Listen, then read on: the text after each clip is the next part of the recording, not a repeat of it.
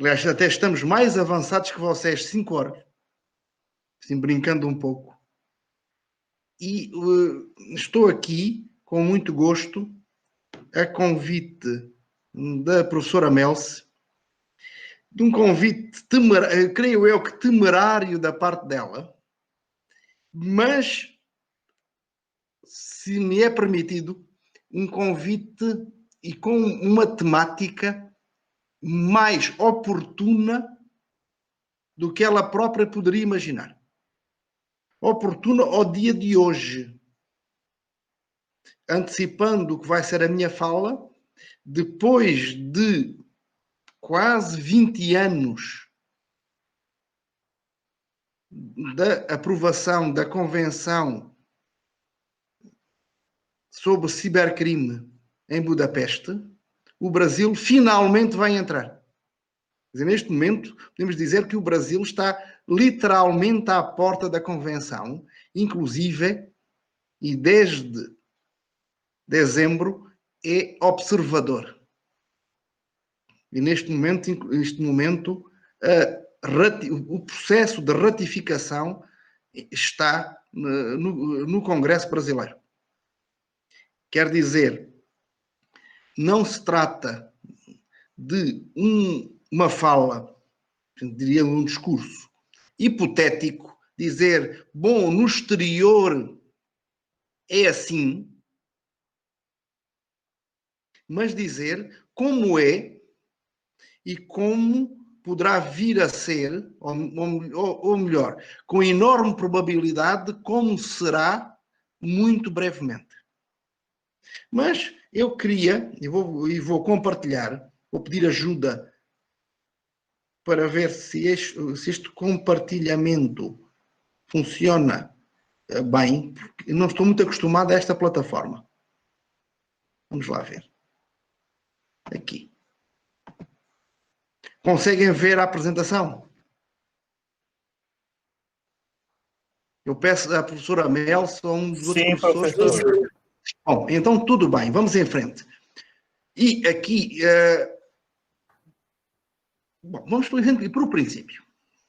Temos aqui a questão de um direito internacional de informática ou do cibercrime. Aliás, nós poderíamos remontar em termos internacionais aos anos 80, meados dos anos 80 do século XX, quando estas matérias foram estudadas e propostas no seio de uma organização, a OCDE, Organização para a Cooperação e Desenvolvimento Económico, à qual o Brasil pretende aderir, e, aliás, com bastante esforços, sendo membro depois do Chile, creio que está no caminho, a Argentina e o México já estava por integrar a antiga NAFTA, aquele acordo de comércio livre da América do Norte. Bom, mas isso foi estudado, pensado em termos de crimes informáticos. Eu vou pedir a alguns colegas para desligar os microfones que estão aqui neste pequeno grupo de professores para impedir a retroação ou o feedback. Bom, estava a dizer que tínhamos lógica de crimes informáticos, mas quando se avançou para a Convenção de Budapeste, a ideia já foi de pensar em termos de sociedade em rede e mais que sistemas informáticos isolados comunicando entre si, importante é a rede.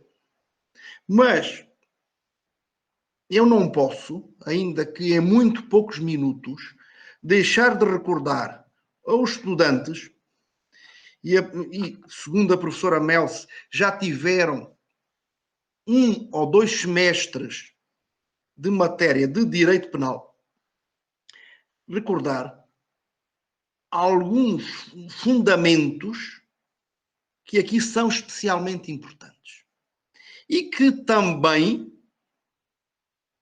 caracterizam todos os ordenamentos podemos dizer, civilizados. Princípios de legalidade e territorialidade. Designadamente, pensar em termos de princípio da legalidade, no Brasil, inciso 39 do artigo 5º da Constituição Federal, o próprio Código Penal de 1940, que é o que o Brasil ainda tem, com múltiplas modificações, que não aqui, que não no artigo 1º, temos da legalidade princípio de tipicidade. Ora, o princípio da tipicidade, com a caracterização de ações humanas tal como são descritas no tipo. E, para além de uma dimensão constitucional, que tem, aliás, há colegas daqui que defendem que direito penal é direito constitucional, temos a questão da fragmentação. Fez em maio, vou dar um exemplo muito facilmente perceptível. Fez em maio 20 anos que ocorreu o primeiro fato global, podemos dizer, correspondente a crimes informáticos. Temos também de cibercrime, porque se espalhou pelo mundo inteiro e dele resultaram danos a sistemas que se calcula entre 6 e 9 bilhões de dólares. Foi um vírus designado por I Love You. Não entramos nos detalhes técnicos, mas o que se passou depois de terem ocorrido muitos sistemas informáticos, inclusive de bancos, primeiro em Hong Kong e depois nos Estados Unidos. Nos Estados Unidos, o FBI rastreou a origem do vírus e foram determiná-la numa escola técnica de Manila, nas Filipinas. E a polícia das Filipinas colaborou, deteve um estudante. Tinha criado e parece que inadvertidamente tinha soltado o vírus. Mas esse estudante teve detido poucas horas. Porquê? Porque nas Filipinas o dano informático não estava criminalizado. E aqui temos aquela expressão assim, de um latim recente, do nullum crimen sine lege. A gente não está perante regras como a da responsabilidade civil, mesmo a responsabilidade civil por fato ilícito e culposo, estamos na lógica da tipicidade. O que é que isso significa? Que se não existir em cada ordenamento tipos penais correspondentes uns aos outros, as possibilidades de alguém vir a ser penalizado fora do seu território, num determinado território onde essa criminalização já aconteceu, são verdadeiramente nulas. Além disso, e posso ficar com o mesmo exemplo, até nós estarmos nesta sociedade global em rede,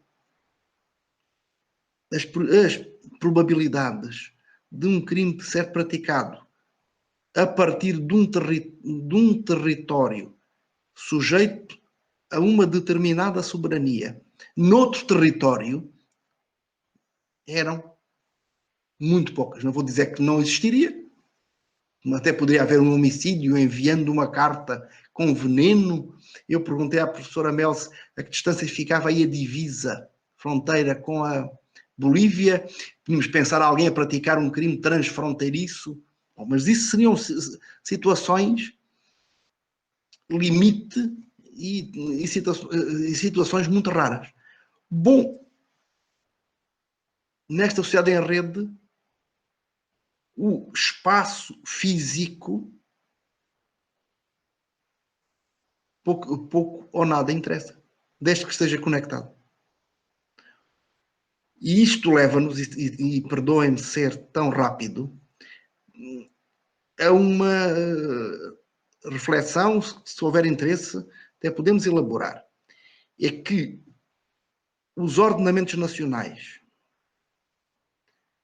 mais ainda o direito penal, estão pensados em termos de território e de exercício de um poder soberano no território, incluindo o poder de criminalizar e de punir.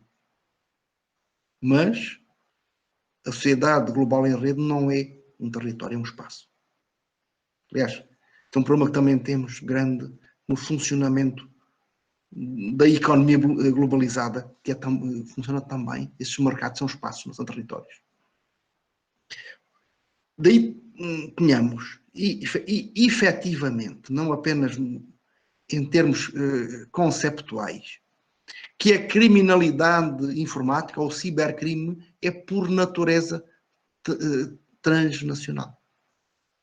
Passa as fronteiras. Ora,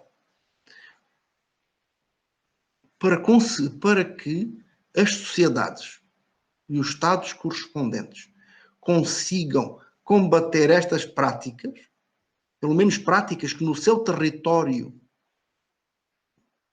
são ilícitas e estão penalizadas, para além de existirem pontos de referência normativos no chamado direito penal material, é preciso mais. Quer dizer, é preciso que existam instrumentos efetivos, instrumentos ágeis de cooperação policial. Sim, porque o crime informático, ou hoje quase diríamos qualquer crime, porque já serão muito raros os crimes que não passam através de sistemas informáticos ou de telecomunicações. Esse funcionamento é quase instantâneo.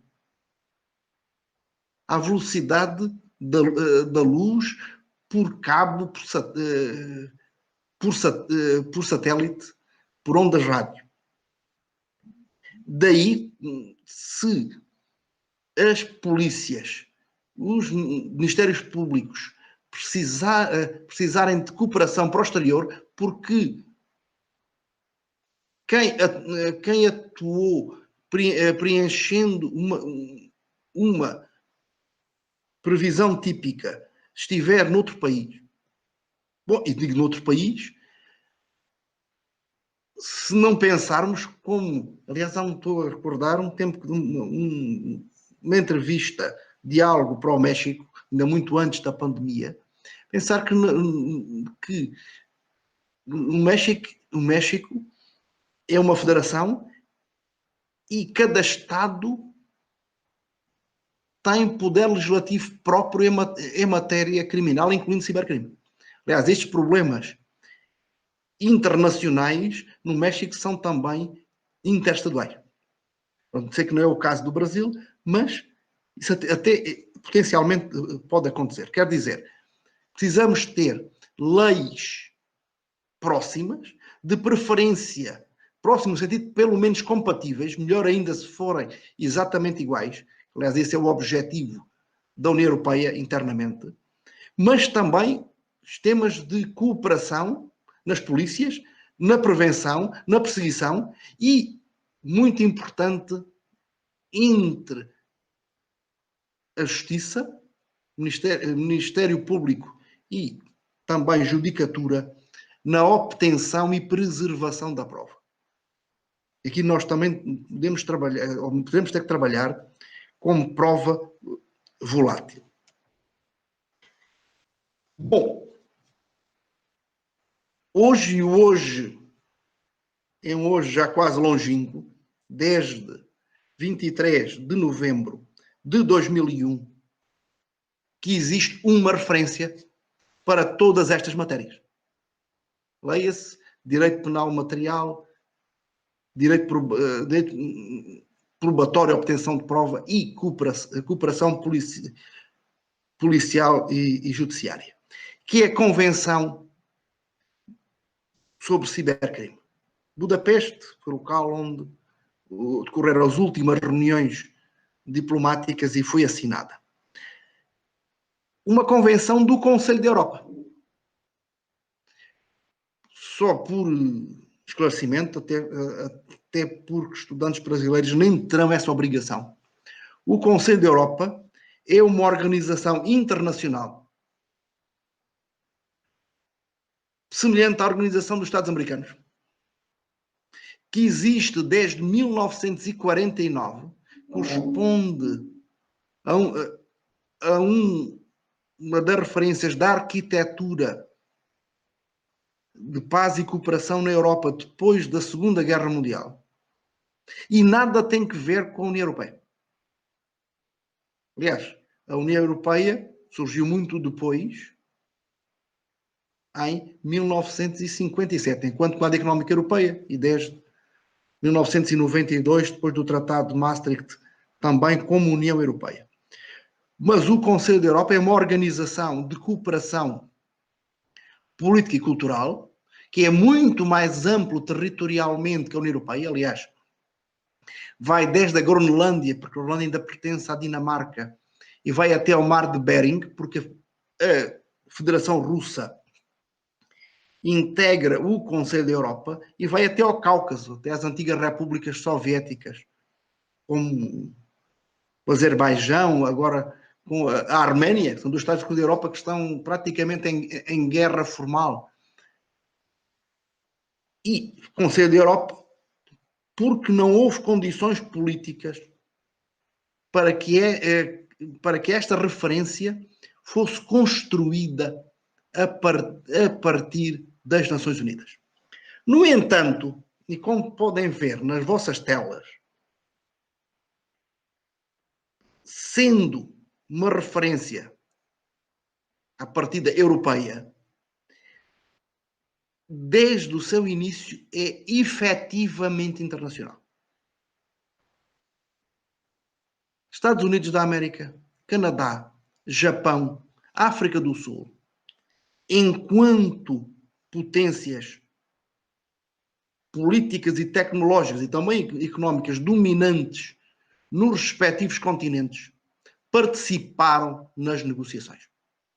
Quer dizer, isto é Europa, mais América do Norte, mais Ásia, Japão. Na altura, pensem, em 2001 a China ainda não era, digamos, o gigante tecnológico que é hoje, e também a África do Sul. Isto é já uma África do Sul pós-apartheid. Além disso, e isto é importante porque falaremos daqui a uns minutos a propósito do Brasil, faço aqui um parênteses para dizer, eu entendi que em vez de estar aqui a dissertar sobre a Convenção de Budapeste, tínhamos de pensar a Convenção de Budapeste com o direito brasileiro. Pelo menos para mim, de muito mais graça. Mas dizer que esta Convenção está aberta à adesão por Estados terceiros. E o procedimento é este. Um Estado terceiro assinala diplomaticamente que está disponível para ser convidado a aderir. Os Estados-membros avaliam essa disponibilidade e, se concordarem, convidam formalmente esse Estado a aderir. Desde 2001 foram múltiplos os Estados não europeus a fazê-lo. Aliás, os Estados europeus que só aderiram muito recentemente, 2017, 2018, dos últimos estiveram a Grécia, a República Tcheca, a própria Bélgica, por várias reservas, Mas os últimos a aderir, fora da Europa, foram, em 2018, na África, Cabo Verde, Marrocos, Gana. Também Filipinas na Ásia. Na América Latina, temos um movimento desde 2013, começado pela República Dominicana, seguido do Panamá, do Chile, depois da Argentina, da Costa Rica e do Paraguai. Finalmente, o Peru e já este ano a Colômbia. Quer dizer, podemos dizer que boa parte da América do Sul, o espaço geográfico no qual o Brasil também é um gigante, boa parte da América do Sul já está em Budapeste. Ainda que o número mínimo de ratificações para a Convenção entrar em vigor e ser vinculativa foi atingido a 1 de julho de 2004. E na Convenção temos 3 partes. Uma primeira de direito penal material, outra dedicada ao direito processual penal, fundamentalmente no que se refere à obtenção e preservação da prova e comunicação de prova, pedir prova de um outro país para cooperação e formas, sobretudo, também de cooperação. Incluindo, deixei esta referência à rede 24/7, porque aqui já não estamos no tempo das cartas precatórias. Em cada Estado-parte da Convenção deverá existir uma estrutura. No Brasil irá ficar, conforme o Brasil decidir, ou no Ministério Público Federal ou na Polícia Federal, uma estrutura em ação 24 horas por dia, 7 dias por semana, para responder a solicitações de outros Estados-parte, se, por exemplo, for detectado um ataque informático a partir do Brasil. Ele entrar imediatamente em ação, comunicam autoridades brasileiras para atuar. Ou até mais.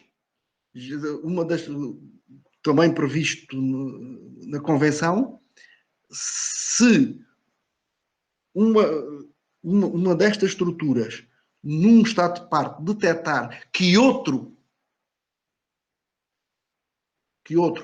Estado, ou no interior de outro Estado, há sistemas informáticos a serem vítimas da prática de crimes, deverá agir proativamente para avisar. Não é dizer, bom, isto não tem que ver com a gente porque isto é noutro país. Não, aqui na lógica de cooperação de Budapeste há um dever jurídico de atuação, disse há pouco, proativa. Pois o que é que temos aqui? Eu vou ficar no direito penal material, senão teria pelo menos que estar até à meia-manhã. Temos, em primeiro lugar, aquilo que até a doutrina brasileira, estou a pensar como o meu amigo Marcelo Crespo, ou o Emerson Vente, ou até o Spencer Todd Siddle, ou mais, também uma muito antiga amiga minha, a Ivete Senise, defendem que temos crimes informáticos próprios ao stricto sensu. Seriam aqueles atos que só são pensáveis em contexto informático. Seriam o acesso ilícito a sistemas, a interseção ilícita de sinais dentro de um sistema ou entre sistemas numa rede, o dano informático, já no final desta minha fala, temos a questão do dano. O dano informático não é um dano como o outro. Não estou a pensar dono informático, mas chegar com um martelo e bater no computador. Isso não é, estamos aqui apenas na destruição de informação irreversível. Sabotagem informática e ainda a utilização indevida de dispositivos. Isto estará em causa o que seriam atos preparatórios designadamente de importação, venda, distribuição de dispositivos destinados à prática de atos. Ou mesmo podendo ser, também caberiam aqui a distribuição, por exemplo, de senhas de acesso. Sem acessar, só a distribuição das senhas. Depois também temos infrações relacionadas com computadores. São infrações que são praticadas, ou já eram praticadas, de outra forma, como aqui temos a falsificação informática. No Brasil está criminalizada a falsidade, até a falsidade ideológica. A burla informática, que se aproxima, pois, se for o caso, então melhor, essa é outra palestra, porque pensar que a burla informática inclui a noção de estelionato, mas vai muito além do estelionato. Depois também aqui infrações relacionadas com o conteúdo, ações relativas à pornografia infantil. Até posso dizer perfeitamente que o artigo 9º da Convenção tem um conteúdo muito próximo daquele que no Brasil entrou por via do ECA, do Estatuto da Criança e do Adolescente. Depois também infrações em matéria de direito de autor e direitos conexos. Aqui, nos países onde assim não era, a proteção criminal, não apenas uma proteção administrativa ou de responsabilidade civil, terá de ser criada. Isso não haverá assim, problemas no Brasil, porque entre a lei dos direitos autorais,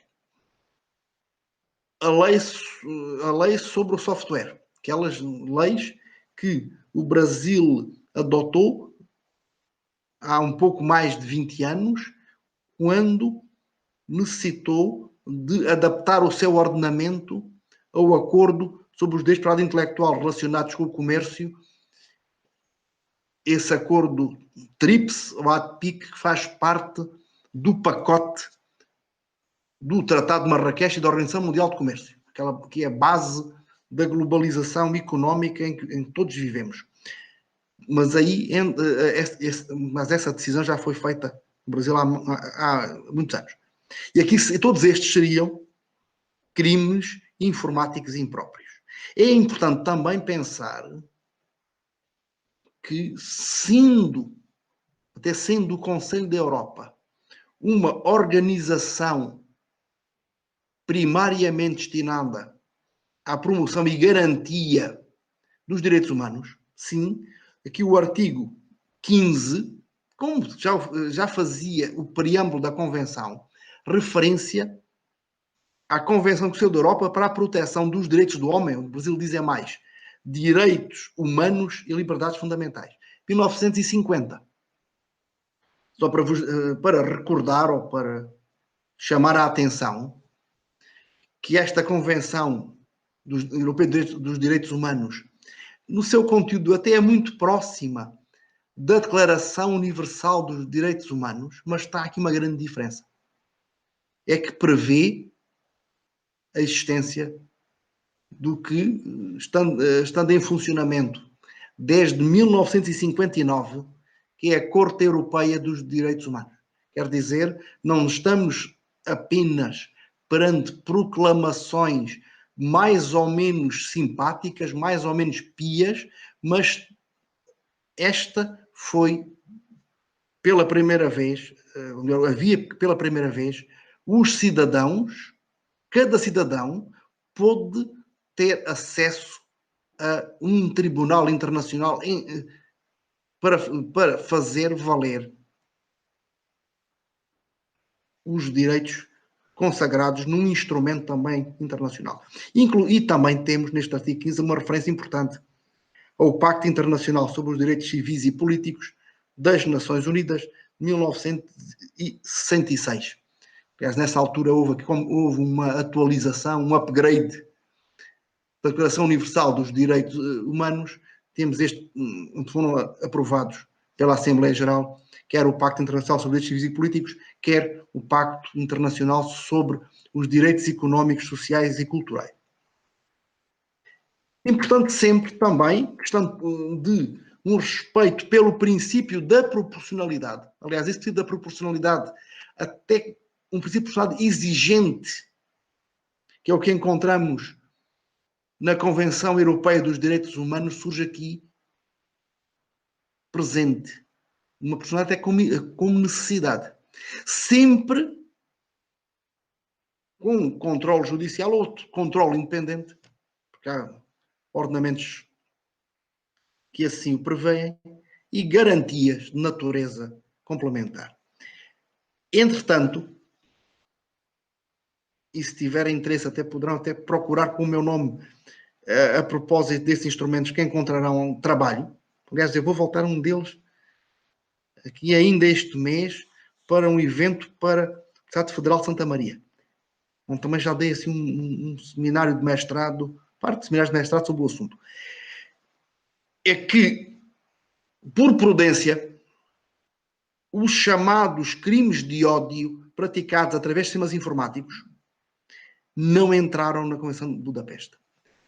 Eu digo-vos que logo não entendia porquê, porque isto depois, 2 anos a seguir, já estavam.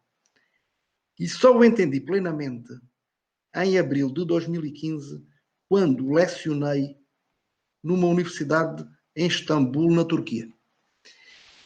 É que no que é hoje o protocolo de Estrasburgo de 2003, também para além da proteção das minorias étnicas, minorias religiosas, também está a criminalização do negacionismo. Negacionismo de crimes contra a humanidade. Aí o critério hoje até é pacífico. Serão situações nas quais as Nações Unidas assumiram a criação de tribunais internacionais, como aconteceu no final da Segunda Guerra Mundial com Nuremberg ou com Tóquio, mas depois também nos tribunais internacionais para a antiga Jugoslávia ou para o Ruanda. Bom, qual é o problema aqui, também com a Turquia? É o chamado genocídio arménio por altura da Primeira Guerra Mundial. Quer dizer, um instrumento internacional que desse cobertura às posições acusando a Turquia levariam a que a Turquia nunca viesse a aprovar e ratificar a Convenção de Budapeste. Quer dizer, a Convenção de Budapeste foi desagregada e isso permitiu que a Turquia tivesse aprovado e ratificado e seja um Estado de parte. Depois também, referimos há pouco a questão dos crimes de pornografia infantil. Essa é a minha referência, recordem ao ECA brasileiro. Depois também tem que ver com a Declaração dos Direitos da Criança das Nações Unidas, que é a nova geração. Aliás, esta nova geração que encontramos na Convenção de Lanzarote é aquela que já tem em conta realidades novas, tecnológicas mais recentes, como a do streaming, a da visualização do que está acontecendo, sem que as imagens permaneçam. E, aliás, no direito penal brasileiro, só está criminalizada a detenção, para além da produção, claro, mas é a detenção de imagens. Se houver um visionamento sem que as imagens fiquem, por muito condenável, e é muito condenável, que uma tal prática seja, mesmo que a polícia saiba, não, nada pode fazer. Como também aqui entramos com práticas como a do aliciamento, do dito grooming, que ocorre através de redes sociais. Aliciamento de crianças e de jovens para atos sexuais ou para pornografia infantil. Bom, Brasil, onde é que entra? Eu fui dando assim algumas referências, algumas aproximações. Brasil. Como vimos, os Estados Unidos, Canadá, África do Sul, Japão entraram. Tem o Brasil. Isto não está nada assumido. Mas o que consegui apurar é que, nesta altura, isto é tempo do governo de Fernando Henrique, que o Brasil terá sido sondado informalmente, ainda que por via diplomática. Assim, estão disponíveis a entrar nisto e não terá havido resposta, pelo menos nenhuma resposta atempada. Ou seja, não houve uma decisão política interna no Brasil. Não sei se não se sabe se por vontade quem estava no poder, não estou a dizer exatamente Fernando Henrique, ou por descaso, acharam que haveria outras prioridades, o Brasil ficou para trás. Mas, desde então, desde 2001, que se refere no Congresso, tem havido muitas intervenções de deputados, senadores, e na Academia sobre a conveniência do Brasil entrar no sistema de Budapeste. Aliás, a tal lei Azeredo depois veio, em parte, a dar origem à dita lei Carolina Dickmann, já assumia que estar inspirada na Convenção.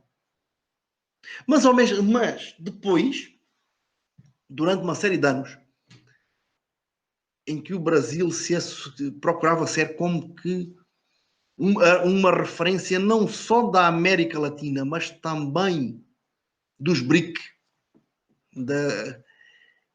que a Convenção de Budapeste era algo que tinha que ver com o Norte,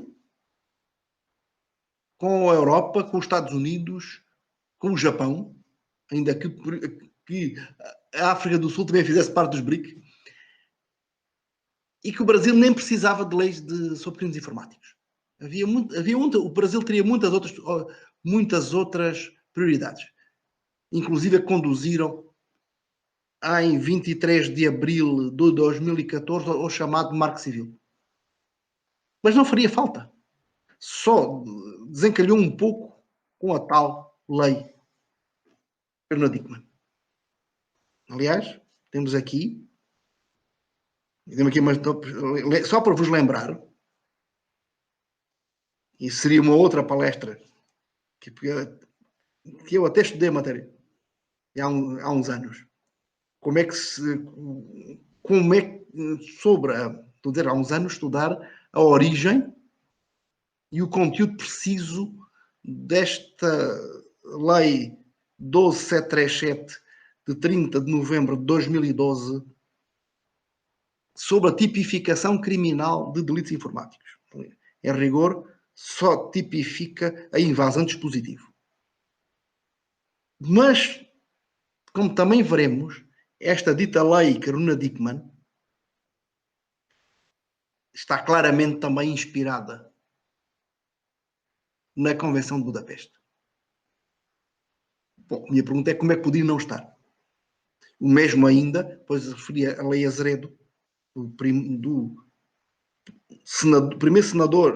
como senador e depois como deputado de Minas Gerais, que ficou aqui um bocadinho, ainda sobrou um bocadinho, depois houve uns substitutivos, depois sobrou um bocadinho sobre a tipificação de algumas condutas, tendo sobretudo a ver com documentos eletrónicos. Bom, até que chegou agora o momento da adesão do Brasil à Convenção de Budapeste. Tudo isto deixou de ser hipotético. Quer dizer, um grupo de trabalho que vem à ação desde há 2, 3 anos, com o Ministério das Relações Exteriores, com o Ministério da Justiça e Segurança Pública, também com o Gabinete de Segurança Institucional do Planalto e a ABIN, e também com o Ministério Público Federal. Para criar, pelo menos, na administração e no executivo,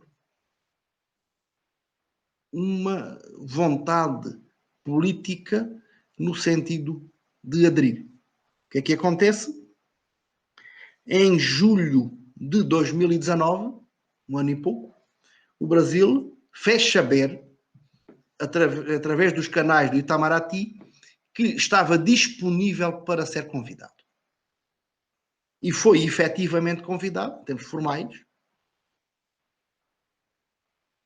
Eu vou ter que mostrar aqui este, porque está aqui este, não sei como, não gravou bem. Foi formalmente convidado a aderir a 11 de dezembro de 2019. Bom, aí no Brasil as coisas andam, é um país continental, as coisas andam devagar, e só a 22 de julho de 2020, da República enviou uma mensagem ao Congresso com uma proposta de ratificação legislativa da Convenção. Há 2 meses e pouco. No entanto, há percepção de urgência. Mas, achei muito interessante ler um ofício que o Procurador-Geral da República enviou ao Presidente do Congresso, ofício de 30 de julho, uma semana depois da mensagem da Presidência ter feito, com esse ofício, tendo a pensa uma nota técnica de uma estrutura que existe no seio do Ministério Público Federal, que é o Grupo de Apoio sobre Criminalidade Cibernética, sobre a Convenção de Cibercrime. Bem, mas vamos lá, porque agora temos estado assim em aspectos relativamente introdutórios. Pensemos nos crimes informáticos sem sentido próprio. E vamos ver analisar até que ponto o direito brasileiro se aproxima ou não de Budapeste. Até onde terá que ir uma reforma do direito penal material brasileiro nestes domínios. O que é que temos aqui como exigência de criminalização em Budapeste? O acesso ilícito, temos um acesso intencional e legítimo à totalidade ou parte de um sistema informático. E depois, isto é obrigatório. Depois temos como possibilidade, as partes podem exigir que a infração seja cometida com a violação de medidas de segurança e ou com a intenção de obter dados informáticos ou outra intenção legítima. Estamos aqui a pensar em dolos específicos. Ou que seja relacionada com um sistema informático conectado a outro sistema informático. Estar ou não ligado, podemos hoje dizer, em rede. Pois também esta interseção legítima, interseção não autorizada, através de meios técnicos de transmissão não públicas de dados informáticos ou dentro de um sistema informático, incluindo radiações eletromagnéticas. Aqui há aspectos interessantes que entram, aqui vai até ao Bluetooth, ou até, como foi explicado tecnicamente, com a existência de dispositivos que conseguem captar num teclado, entre o momento em que se toca numa tecla, com uma letra ou um número, e o processador. Ou seja, há um sinal eletromagnético e nessa fração de segundo isso consegue ser captado e quando alguém está escrevendo a dezenas de metros podem estar também a ler. Depois também temos o dano provocado nos dados, danificação, apagamento, deterioração, alteração ou supressão não autorizados de dados informáticos, sabotagem informática, entendida como uma perturbação grave na autorizada do funcionamento de um sistema informático. Depois diz os meios de... Quer dizer, aqui temos que o sistema ou deixa de funcionar ou funciona pior. Aliás, são muito conhecidos os ataques DOS ou DDoS, aqueles que fazem chegar tantos pedidos de acesso a um sistema que o sistema não é capaz de responder a todos e simplesmente fecha. Quer dizer, o conteúdo do sistema ou o próprio sistema não é afetado, mas desliga. Mas ainda temos a tal utilização indevida de dispositivos de produção, venda, aquisição, privatização, importação, distribuição de um dispositivo concebido ou adaptado antes de mais, ou seja, antes de mais ver a pluriutilização para permitir a prática de uma destas infrações. Ou uma palavra passe, um código de acesso ou dados similares. Ou ainda a posse deles deste com a intenção de cometer qualquer uma das infrações. Bom, olhemos agora rapidamente, o tempo vai correndo, sobre as fontes brasileiras. O que é que nós temos no artigo 150A do Código Penal? Há em sequência aquela lei de 2012, entrada em vigor em 2013, a tal lei Crane-Dickmann. Temos invadir dispositivo informático alheio, conectado ou não à rede de computadores, mediante violação indevida de mecanismo de segurança e com o fim de obter, adulterar ou destruir dados ou informações sem autorização expressa ou tácita do titular do dispositivo ou instalar vulnerabilidades para obter vantagem ilícita. Claro que isto é mais restrito. A não exigência de ser conectado ou não, ou a exigência, contrário, de violação indevida de mecanismo de segurança, quer dizer, se o sistema não estiver protegido tecnicamente e alguém entrar, não preenche o tipo, previsão típica. Isto se lermos dispositivo como sistema. Aliás, há umas interpretações, até os de dizer maioritárias na doutrina brasileira, que leem dispositivo enquanto equipamento. E devem ter em mente o tal celular da menina Carolina Dickmann. Mas se pensarmos em termos de máquinas virtuais ou de alojamento na nuvem, ou mesmo de um sistema com acessos compartilhados e com permissões, e voltarmos a ler o texto da lei, não creio que exista qualquer exigência que tenha que ser um dispositivo de hardware a ser invadido. O mesmo também pensar que o que temos na lei brasileira é a expressão de mecanismo de segurança, enquanto que em Budapeste são medidas de segurança. Se queria dizer que, por exemplo, na lógica de Budapeste, basta que o sistema comunique a um outro sistema que diga aqui não é para entrar. Mesmo que não tenha não tenha um dispositivo próprio para bloquear a entrada. Porque também temos a interceptação, que é a interceptação dentro de informação dentro de um sistema, entre um sistema e outro. Se pensarmos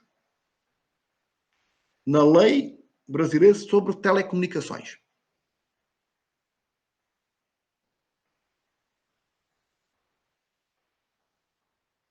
tal como resultou hoje, ou melhor, desde 5 de setembro de 2019, na lei sobre os crimes de abuso da autoridade, nós encontramos lá dentro, houve uma daquelas mudanças, eu acho alguma graça nas leis brasileiras e dá outras providências. O que é que temos aqui?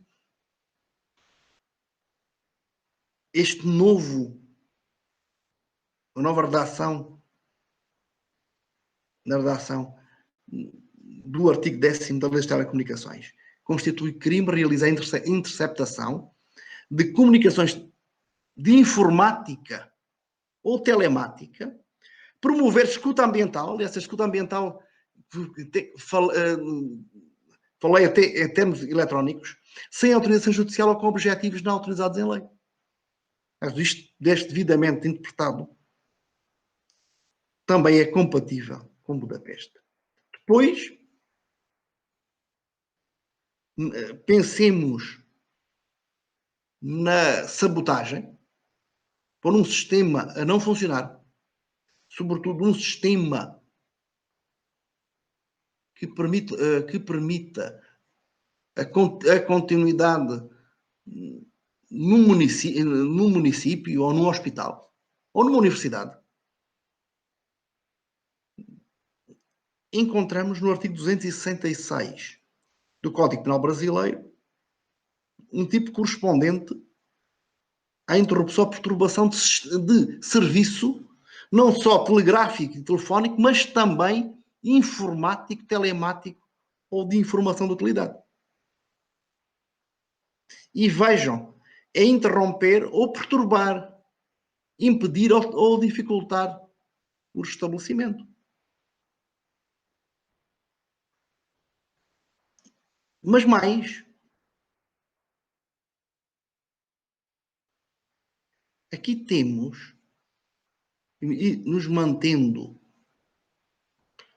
no Código Penal, no 265, temos atentado contra a segurança de serviço de utilidade pública.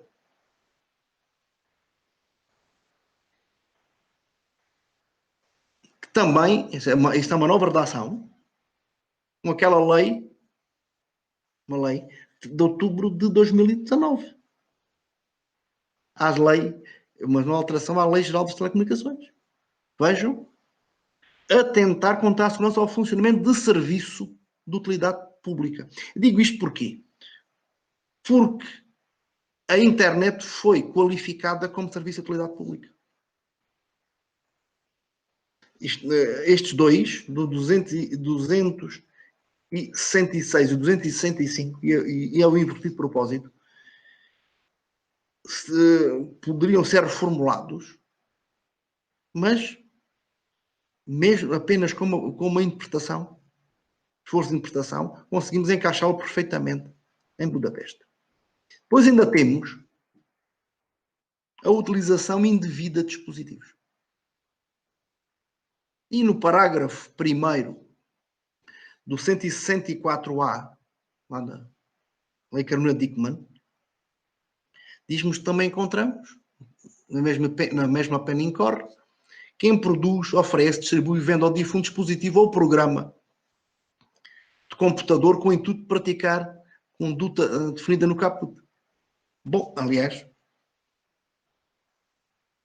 neste caso, o problema isto não chegará porque é apenas complementar à invasão, ou seja, não funcionará para outros atos de outra forma tipificados. Para terminar, temos um problema. Aliás, temos um grande problema no Brasil. que é a não previsão penal do dano. É que, se olharmos para o artigo 163 do Código Penal, o dano corresponde a destruir, inutilizar ou deteriorar coisa alheia. Bom, para que seja uma coisa alheia, é preciso primeiro que o direito ordenamento atribua um direito subjetivo a alguém sobre essa coisa.